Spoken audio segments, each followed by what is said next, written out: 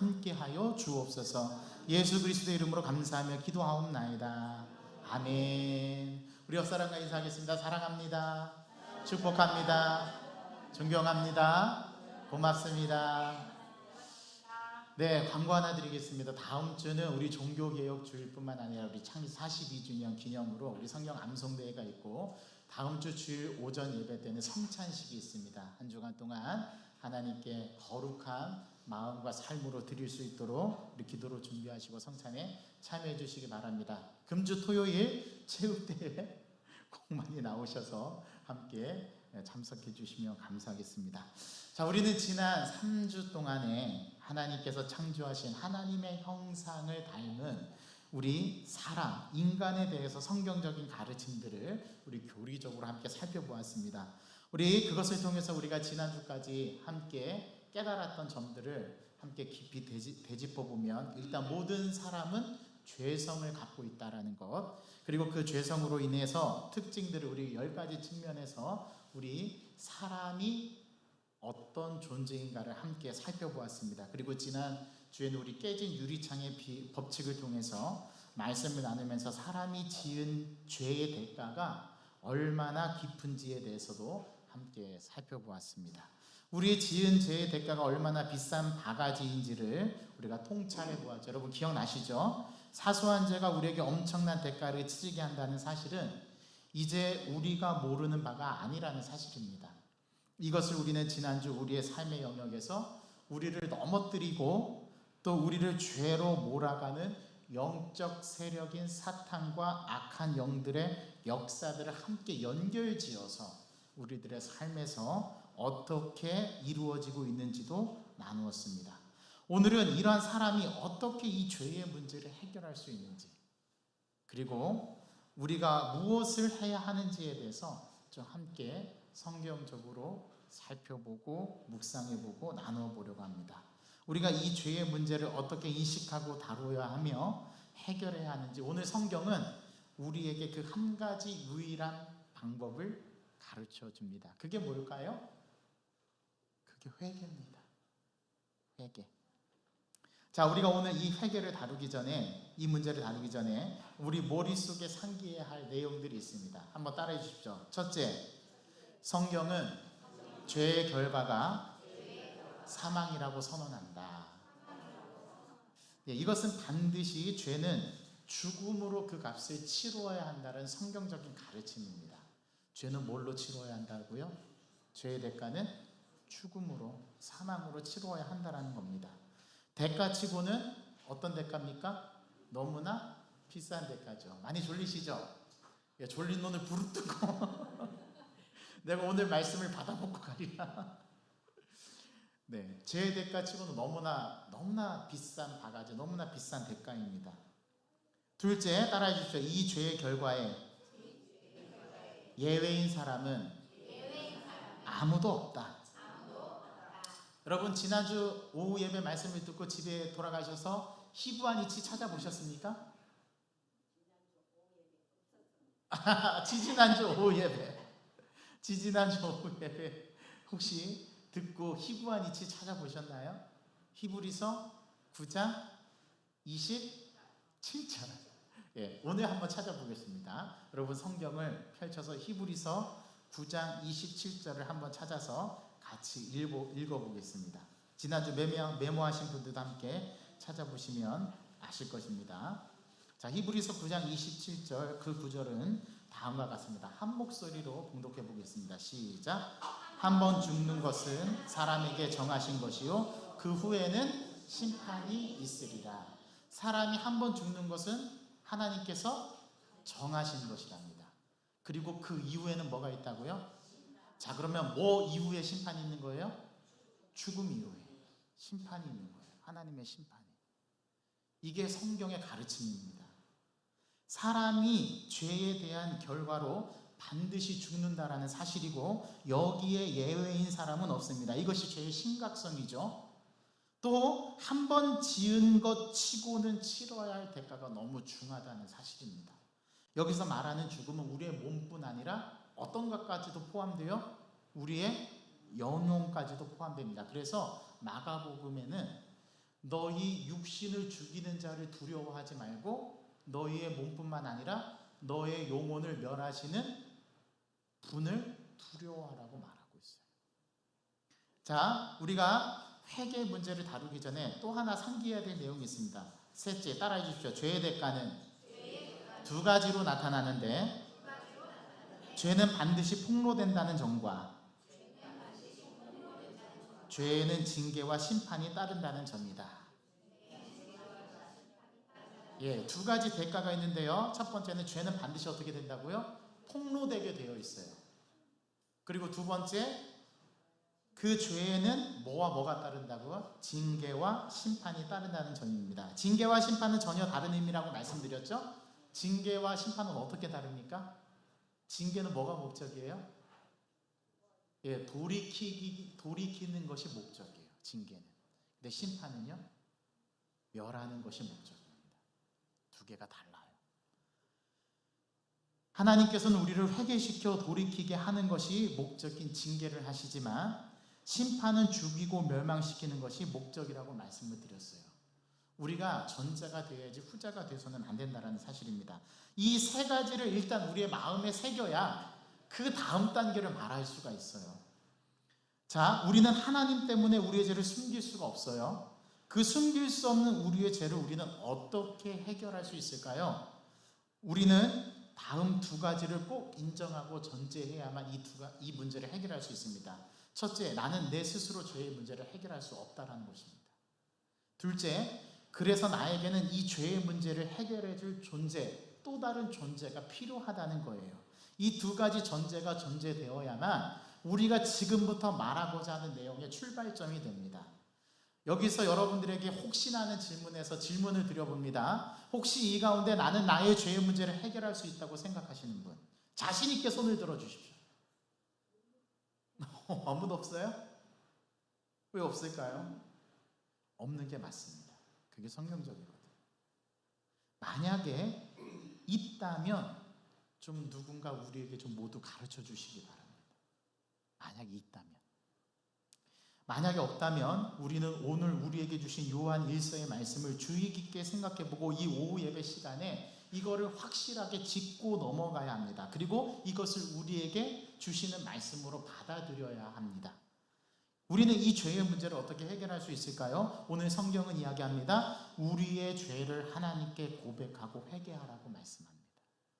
이게 유일한 길이래요. 이것이 성경이 우리에게 제시해야 하는 유일한 죄의 문제를 해결하는 첫 단추입니다. 이 단추를 끼워야 그 다음 단추를 끼울 수가 있습니다. 성경 말씀에 의하면 죄인이 용서받아 사는 유일한 길은 뭐밖에 없어요? 회개밖에 없어요. 누가복음 15장에 나오는 탕자의 비유 아십니까? 그 탕자처럼 자신의 비참한 처지를 어떻게 하고요? 첫 번째, 후회해야 합니다. 후회하고 아버지의 품으로 돌아오는 것을 성경은 회개라고 말해요. 다시 말하면 회개란 무엇입니까? 아무도 모른다고 생각했던 나의 죄를 내가 드러내는 것입니다. 폭로하는 것입니다. 다시 말하면 죄를 하나님 앞에 노골적으로 폭로하는 것이 회개입니다. 노골적으로, 완전 숨김없이 몽땅 하나님 앞에 말하는 것, 폭로하는 것이 회개입니다. 이것을 폭로할 때 느껴지는 사람의 감정이 부끄러움이에요. 부끄러움과 수치심은 전혀 다릅니다. 수치심은 사탄이 주는 거예요. 그래서 죄책감을 불러일으키죠. 그런데 부끄러움은 수치심이 아니에요. 숨겨진 나의 이 부끄러움을 가지고 허물을 드러내야 하기 때문에 우리가 부끄러움을 느끼는 겁니다. 만일 우리가 사람들 앞에서 자신의 죄를 드러내야 하는 상황이라면 더 큰 부끄러움이 있을 겁니다. 회개라는 말은 구약 성경에서 히브리어로 슈브라고 합니다. 슈브. 따라해 봅시다. 슈브. 예, 슈브. 예, 슈브라는 이 단어는 성경의 죄라는 말과 뗄래야 뗄 수 없어요. 이 슈브와 죄는 한 쌍이에요. 자, 슈브라는 말은 회개라는 말인데, 그러니까 돌이킨다, 뉘우친다, 원점으로 돌아간다, 돌이키다 그런 뜻이에요. 그런데 이 슈브라는 말은 반드시 죄라는 말과 함께 연계되어야 이해될 수 있습니다. 왜냐하면 성경에서 죄라는 말을 많이 들어보셨을 거예요. 하마르티아라는 말인데, 이 하마르티아라는 말은 군사가 딱 활시를 당겨서 제가 지금 김성희 권사님 조준한 것처럼 팍 조준해서 쏘는 걸 말해요. 그러면 그 화살이 어디에 가서 꽂혀야 돼요? 관역의 정중앙 X10에 정확히 꽂혀야 됩니다. 그런데 여러분, 가끔 군사들이 실수해서 그 화살이 비껴나가거나 정중앙에 꽂히지 못하고 다른 곳에 꽂히는 거 보신 적 있죠? 양궁대회나 이런 데서 보면 선수들이 화살이 쏘는 것이 늘 X10에만 꽂히는 것은 아니지 않습니까? 즉 하마르티아, 이 죄라는 말은 화살이 관역에서 벗어나다라는 뜻인데, 군사가 활시위를 당겨 화살이 정확하게 관역의 정중앙에 꽂혀야 하는데 화살이 관역에서 벗어날 때 그걸 하마르티아라고 해요. 죄라고 해요. 그러니까 우리가 아는 윤리도덕적인 법, 즉 우리가 정해진 규칙을 어겨서 죄를 짓는 것과는 사뭇 다른 의미예요. 제가 이것을 제가 비유로 하나 말씀드려 볼게요. 우리가 삶에서 하나님과의 관계가 바로 화살과 관역과의 관계라는 점입니다. 즉 우리의 삶이 하나님이라는 관역에 늘 정확하게 꽂혀야 되는데, 우리의 삶이 하나님이라는 관역의 정중앙에 꽂히지 못하고 관역에서 벗어나는 것이 죄라는 거예요. 이걸 죄로 규정해요. 이 슈브라는 말은 이 관역에서 잘못 빗나간 화살이 다시 출발점 지점으로 돌아와 정중앙으로 방향을 바꾸어서 그 방향으로 꽂힐 때 쓰는 말이 슈브라는 말이에요. 그래서 회개라는 히브리어 단어는 다른 말로 표현되지 않고 슈브라는 말로 표현하는 거예요. 슈브라는 말은 돌이키다, 방향을 바꾸다라는 뜻입니다. 여러분, 방향을 바꾸려면 어떻게 해야 되는지 아십니까? 지금 가고 있는 방향에서 딱 멈춰야 됩니다. 그리고 완전 360도 유턴해서 어디서부터 잘못됐는지 그 방향을 찾아서 그 지점까지 가야 해요. 그래야 다시 올바른 길을 걸어갈 수 있어요. 그러니까 회개라는 것은요, 회개라는 것은 내가 잘못한 그 지점을 인식하고 그 지점에서 끝나는 게 아니에요. 다시 올바르게 가지 못했던 그 과거로 되돌아가서 거기에서부터 다시 방향을 잡는 거예요. 다시 관역을 정조중하는 거죠. 이걸 회개라는 말의 의미가 갖고 있는 뜻입니다. 그래서 이 슈브라는 말은 방향을 바꾸다, 돌이키다, 이 뜻의 의미는 물리적인 움직임만 말하는 게 아니라 우리의 정신적인 영역, 또 우리의 영적인 상태의 변화를 나타낼 때 쓰는 말이에요.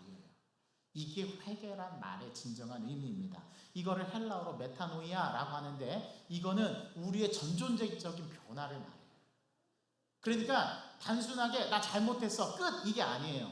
영화의 미량처럼 나 예수 믿고 구원받았는데 뭐 그게 끝 아니에요. 그 지점으로 돌아가서 오늘 이제 그 과정을 말씀드릴 건데, 회개 과정을 말씀드릴 건데, 돌아가서 내가 잘못한 대상에 대해서 사과하고 거기에서부터 다시 출발하는 게 회개라는 말의 진정한 의미예요. 그러니까 회개했다라는 말은 우리가 단순히 뉘우치고 거기서 그냥 심정적으로만 끝나는 게 회개가 아니라 이 말입니다. 성경적인 가르침은 그렇지 않아요. 이것을 누가복음 15장에서 보여주는 탕자의 비유입니다. 그리고 오늘 요한일서 성경 본문이 우리에게 뭐라고 말씀합니까? 우리 다 함께 우리가 봉독한 9절 10절 말씀 읽어보겠습니다. 만일 우리가 우리의 죄를 자백하면 그는 미쁘시고 의로우사 우리 죄를 사하시며 우리를 모든 불의에서 깨끗하게 하실 것이요. 만약 그렇지 않으면 하나님이 뭐하는 자다고요? 거짓말하는 자다.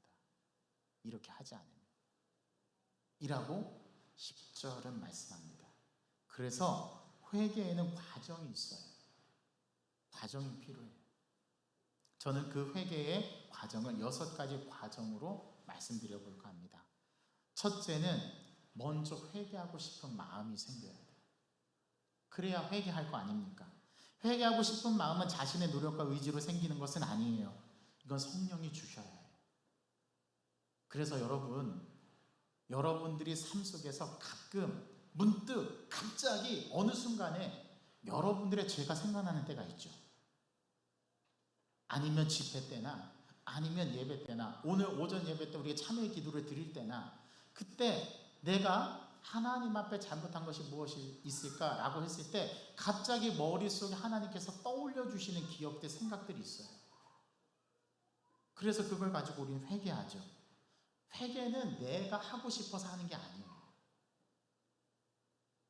회개는 성령께서 깨닫게 해주시고 그 잘못한 것을 뉘우치도록 우리에게 가르쳐 주셔야 합니다. 그래서 성령은 성경에서 뭐라고 얘기하냐면 회개시키는 영이에요. 우리가 회개하지 않잖아요. 그럼 누가 대신 회개하냐면 성령이 말할 수 없는 탄식으로 우리를 위해서 대신 회개해 주십니다. 그리고 그걸 생각나게 하세요. 그래서 성경에 어떤 구절이 있냐면 내 죄가 생각나서 하나님 앞에 엎드려 기도했다라는 성경의 인물들이 엄청 많이 나와요. 나단 선지자가 성령님의 하나님의 음성에 이끌려서 너 다윗에게 가서 얘기해라. 그랬더니 다윗에게 가서 왕이여 들으소서. 어떤 사람이 양 5마리가 있고 어떤 사람은 양 6마리가 있는데 양 6마리 가진 사람이 양 5마리 가진 사람이 자기의 양을 6마리 채우기 위해서 양을 1마리 훔쳤습니다. 그랬더니 다윗이 그가 누구냐고 그 사람을 당장 잡아다가 처형하라. 그랬더니 그 나단 선지자가 뭐라고 얘기합니까? 그 사람이 바로 당신입니다. 그때 다윗이 어떻게 했습니까? 요가 침상에 요가 젖도록 회개하면서 하나님 앞에 뉘우치고 돌이켰다라는 사실이에요. 그러니까 엄밀히 말하면 회개하는 것은 내가 하는 것이 아닙니다. 회개하고 싶은 마음이 생겨나게 하는 것도 내가 하는 것이 아닙니다.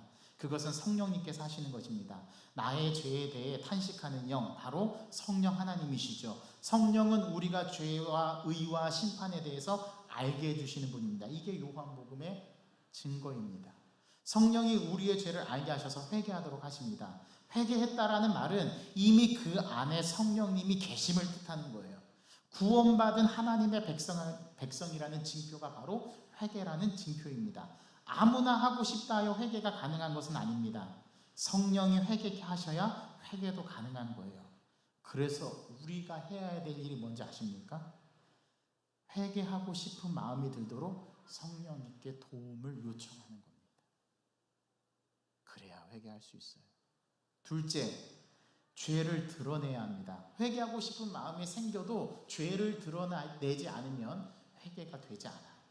회개란 하나님과 사람 앞에서 자신의 죄를 폭로하는 겁니다. 죄의 목록을 하나하나 꺼내 나열하는 겁니다. 하나님 앞에서 은밀한 죄를 드러내는 것, 그것은 그래도 쉬워요. 그런데 사람들 앞에서 공개적으로 자신의 죄를 드러내는 것은 어려워요. 그런데 그렇게 해야 회개가 됩니다. 여러분, 우리나라 역사에서 1907년 평양 대부흥운동이 일어났습니다. 여러분, 그 1907년에 일어났던 평양 대부흥운동이 어떻게 일어난지 아십니까? 길선주 목사님이 죽은 친구의 유산을 떼어먹은 죄를 사람들 앞에서 공개적으로 고백한 것이 평양 대부흥의 운동의 기폭제가 되었어요. 길선주 목사님이 자신의 친구 유산을 떼먹은 것을 공개적으로 고백하고 그 고백에 감동을 받은 사람들이 너나 할 것 없이 그 자리에서 자신의 죄를 다 고백하고, 그래서 1907년 평양 대부흥의 운동이 시작되었다는 사실입니다. 한 사람의 공개적인 죄의 고백이 평양 전체를 뒤흔드는 커다란 회개의 불씨가 된 거예요. 그래서 죄를 드러내야 합니다. 죄를 드러내는 게 성숙한 겁니다. 한 사람의 공개적인 죄가 평양 대부흥을 일으켰던 것처럼 개인적인 죄를 공동체 앞에서 드러내는 것은 쉬운 일은 아니지만 용기를 가지고 했을 때 하나님 앞에서 드러내는 그 과정은 반드시 하나님께서 용서하시고 우리를 진정한 회개로 이끌어 주신다는 사실이에요. 저는 예전에 저희 부모님들이, 저희 믿음의 선조들이 즐겨했던 기도, 이 기도를 지금도 하고 있는지 모르겠지만 저는 그 기도 중에 인상적인 기도의 문구가 생각납니다. 우리 부모님들은 어떻게 기도하셨느냐면요, 알고도 지은 죄, 모르고도 지은 죄를 용서하여 주옵소서, 그렇게 기도를 많이 하셨어요. 참 지혜로운 기도인 것 같아요. 나는 내가 어떤 죄를 지었는지 모를 때도 있잖아요. 그래서 우리는 성령님께 나의 죄를 깨닫게 해달라고 간구해야 되는데, 요청해야 되는데, 그 요청에 의해서 기도할 수 없을 때, 그리고 시간이 촌각을 다투고 급할 때, 우리 선조들은, 믿음의 선조들은 어떤 기도를 드리냐면, 내가 알고 지은 죄, 모르고 지은 죄를 다 용서해 달라는 그런 믿음의 기도를 드렸어요. 저는 자신의 죄까지 드러낼 줄 아는 지혜 있는 기도라고 생각합니다. 그래서 우리는 죄를 드러내야 해요. 그래야 회개를 이룰 수 있어요. 자, 첫 번째, 회개하고 싶은 마음이 생겨야 하고요. 두 번째, 자기의 죄를 드러내야 하고요. 세 번째는 후회해야 합니다. 죄 지은 것에 대해서. 여러분, 회개라는 말 한자를 보면 회자가 무슨 회자예요? 뉘우칠 회자예요.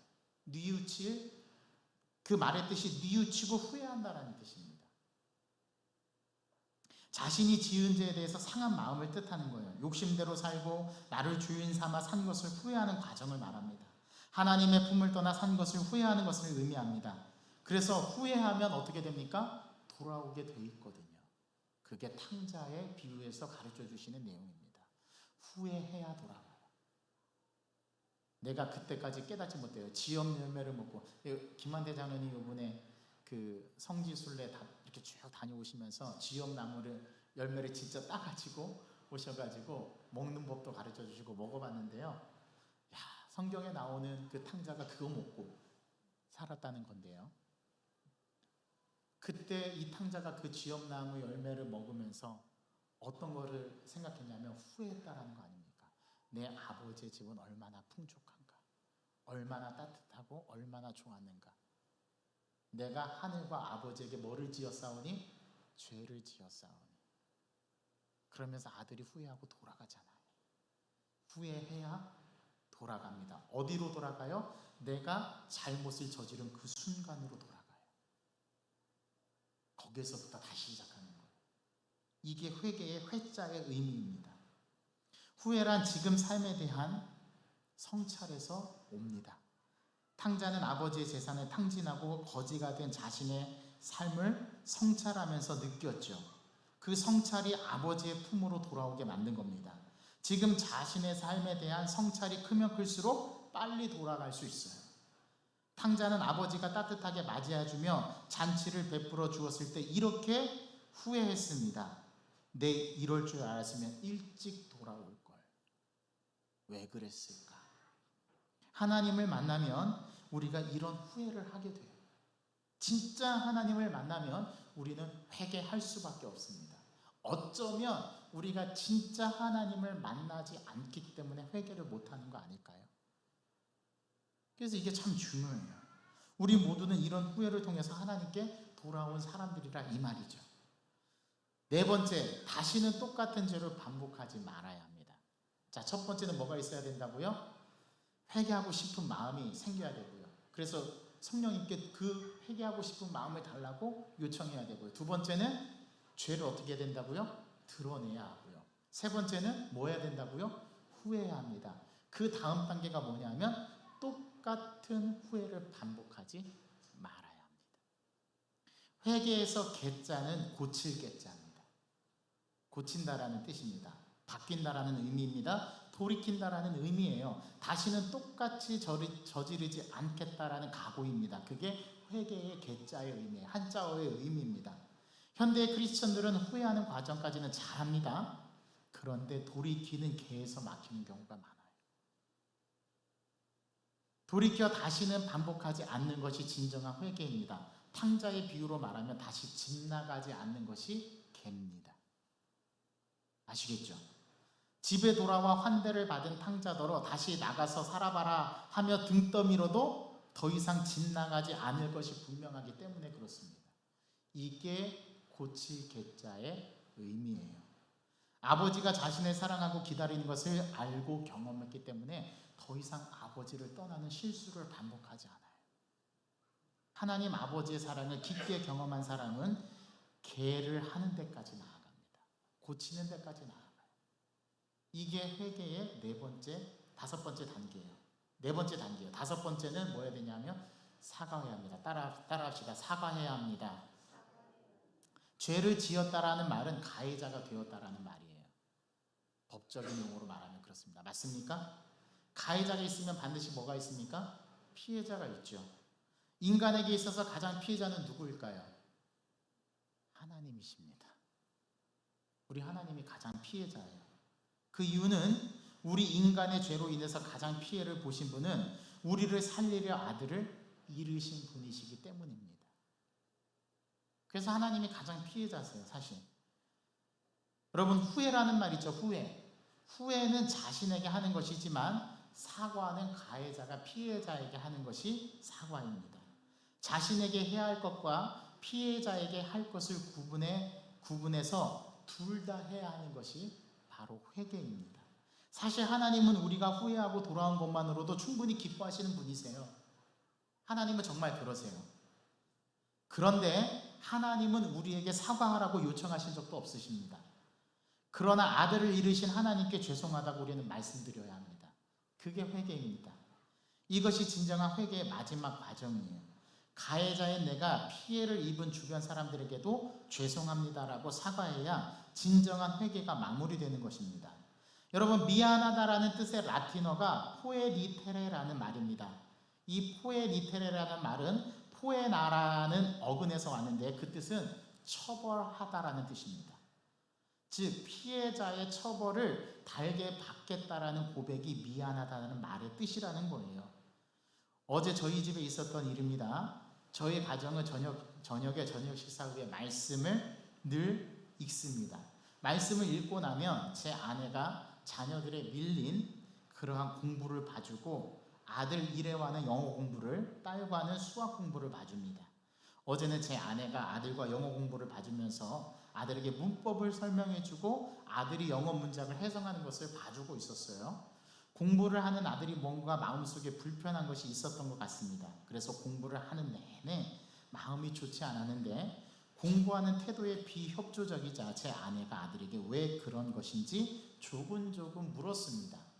그러자 아들은 불만스러운 사춘기 반항아처럼 대답을 하는데 아들의 이야기를 제가 가만히 들어보니까 그냥 엄마가 모르는 것은 그냥 가르쳐주면 되는데 왜 아는지 모르는지 자꾸 질문하는데 그 질문이 좀 짜증이 났다 이겁니다.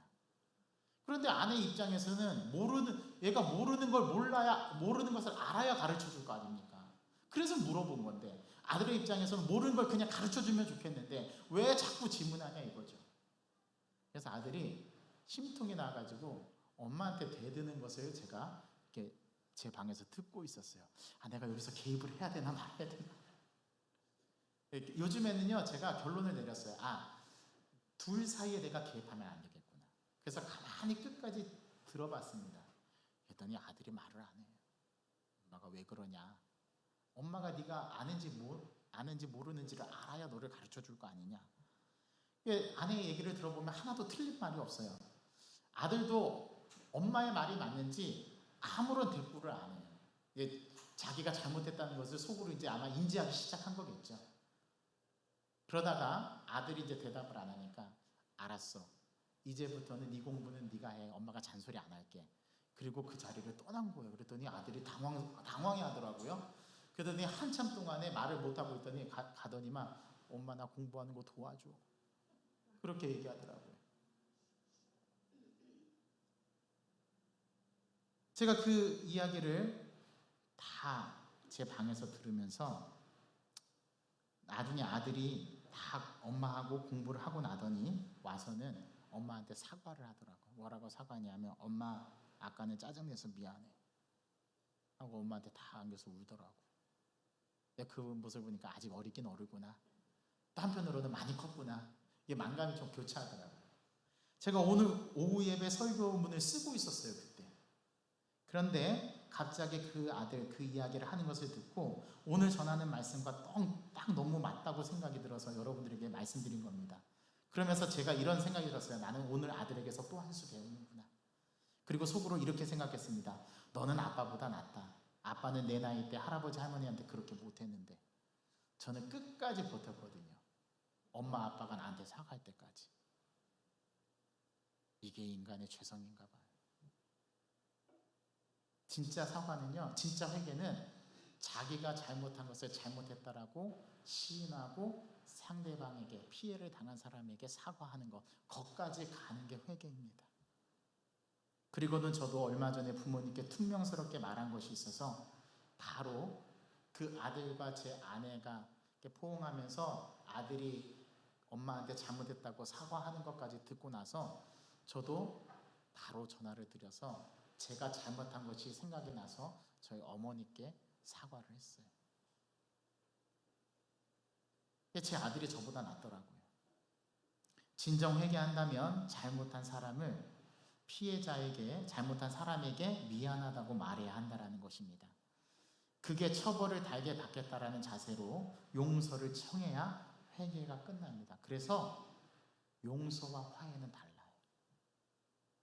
용서는 내가 할 수 있지만 화해는 상대방이 나를 용서해 주어야 가능한 겁니다. 그래서 용서는 나 혼자 할 수 있지만 화해는 쌍방이에요. 우리 예수님께서 이 화해를 만드시기 위해서 십자가에 죽으신 겁니다. 그러니 우리 하나님이 얼마나 큰 피해자인지 우리 하나님께 우리가 죄송하다고 사실은 말씀드려야 해요. 이것이 회개의 완성입니다. 마지막 6번째 회개의 단계가 있습니다. 용서받았다는 확신을 가져야 된다. 오늘 이거 말씀드리려고 제가 이 긴 얘기를 한 거예요. 회개의 완성이 자기의 잘못을 뉘우치고 사과하는 것이라면 회개의 결과는 용서받았다는 확신입니다. 회개는 했으나 내가 용서받았다는 확신이 없으면 죄책감을 갖고 살게 됩니다. 이게 사탄의 노림수입니다. 어린 자녀가 잘못해서 부모들이 체벌하는 경우가 있지 않습니까?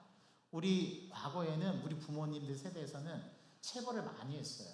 저도 회초리로 맞고 자랐어요. 요즘에 잘못 회초리를 들었다가는 여러분 경찰 삐뽀삐뽀 출동하고 여러분 자녀들 몇 미터 반경 내에 접근 금지 명령이 떨어질 수도 있습니다. 오늘날 이런 사회에 살고 있어요, 우리가. 사실 부모가 자녀들을 훈육하는 방법 중에 하나가 체벌인데, 이 체벌할 후에 우리 부모님들은 반드시 우리 자녀에게 잘한 게 한 가지가 있습니다. 왜냐하면 체벌을 한 후에 부모님들이 안아줬어요. 우리 자녀들을.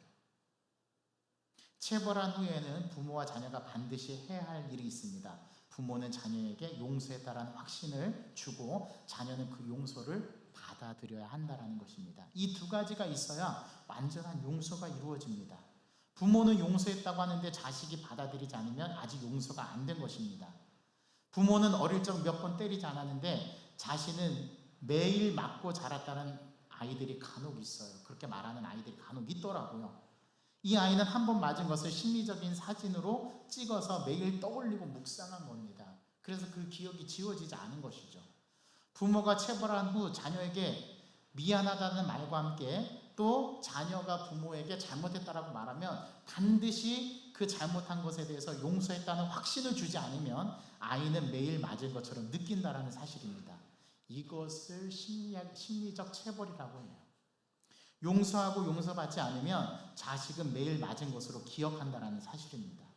오늘날 그리스도인들에게도 마찬가지예요. 하나님은 용서하고 용서의 확신에 대한 말씀을 주셨는데 아직도 우리가 용서받았다는 확신이 없고 죄책감을 가지고 산다면 부모가 그런 자녀를 본다면 얼마나 마음 아프겠어요. 하나님 얼마나 마음 아프시겠어요. 그래서 오늘날 그리스도인들에게도 용서하고 용서받는 과정이 반드시 필요하다는 겁니다. 우리 영광교회는 오전 예배 시에, 주일 오전 예배 시에 한 주간 지은 죄를 하나님 앞에 고백하고 용서를 구하는 참회의 시간이 예배 시간 안에 있어요. 순서로 넣어져 있어요. 이 참회의 시간이 예배 순서 가운데 왜 앞부분에 있는 줄 아십니까? 예배에 있어서 죄 용서가 없으면 우리는 하나님 앞에 나설 수 없고 나아갈 수 없기 때문에 그렇습니다. 오늘 우리가 설교에 부를 찬양의 가사가 그래요. 주의 보좌로 나아갈 때 어떻게 나아가야 할까? 이 참회의 시간이 예배 순서 앞에 있는 이유는 우리가 하나님 앞에 우리의 지은 죄를 고백하고 용서를 구하고 그 용서의 확신이 있어야 하나님 앞에 나아갈 수 있다라는 예배 신학적인 말씀이 있기 때문입니다. 예배에 있어서 죄 용서가 없으면 우리가 하나님 앞에 설 수 없는 죄인이기 때문에 그래요. 그래서 우리는 예배 시간에 하나님 앞에 진정으로 참여하는 시간을 갖고 하나님 앞에 짧은 시간이지만 우리의 죄를 고백해야 합니다. 그 고백이 끝나고 나면 인도자가 용서의 확신의 말씀을 선포하거든요. 그것을 죄 용서의 선포라고 합니다. 우리가 작년까지 구약과 신약의 말씀을 통해서 하나님께서 우리의 죄를 용서하신다라는 확신의 선언을 인도자가 했는데 기억나십니까? 혹시 기억나시는 분? 그럼 오늘 오전 예배 때 죄 용서의 확신을 주신 말씀을 기억하십니까? 신약의 말씀은 오늘 우리가 봉독했고, 구약은 어떤 말씀이었죠?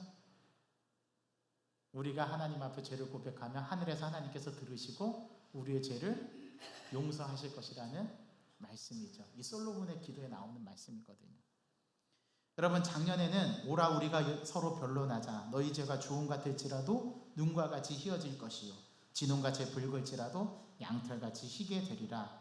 그러므로 이제 예수 그리스도 안에 있는 자에게는 결코 정죄함이 없나니 이는 그리스도 예수 안에 있는 생명의 성령의 법이 죄와 사망의 법에서 너를 해방하였습니다. 그래서 제가 여러분들에게 이 용서, 죄 용서의 말씀을 선포할 때는 진짜 용서를 선포하는 것처럼 제가 하잖아요. 이 죄 용서의 확신을 하나님께서 우리에게 주시는 거거든요. 오늘 오전 예배 때는 제가 어떤 말씀으로 선포했냐면, 내 이름으로 일컫는 내 백성이 그들의 악한 길에서 떠나 스스로 낮추고 기도하며 내 얼굴을 찾으며 내가 하늘에서 듣고 그들의 죄를 사하며 그들의 땅을 고칠지라. 만일 우리가 우리의 죄를 자백하면 그는 미쁘시고 이로우사 우리의 죄를 사하시며 우리를 모든 불의에서 깨끗하게 하실 것이라. 제가 이렇게 사죄 선언의 죄 용서의 확신의 말씀을 선포하거든요. 하나님께서 우리에게 죄 용서의 확신을 말씀으로 선포해 주셨습니다. 말씀을 맺어요. 저는 제 자녀들이 잘못하면 엄하게 아주 훈육하는 편입니다. 그런데도 용서해주면 참 신기한 일이 벌어집니다. 혼난 지 3분밖에 지나지 않았는데도 저에게 찾아와서 장난을 겁니다. 아이들이 저의 죄 용서를, 저에게 잘못한 것을 용서를 해줬을 때 그 용서를 받아주었기 때문에 가능한 것이죠.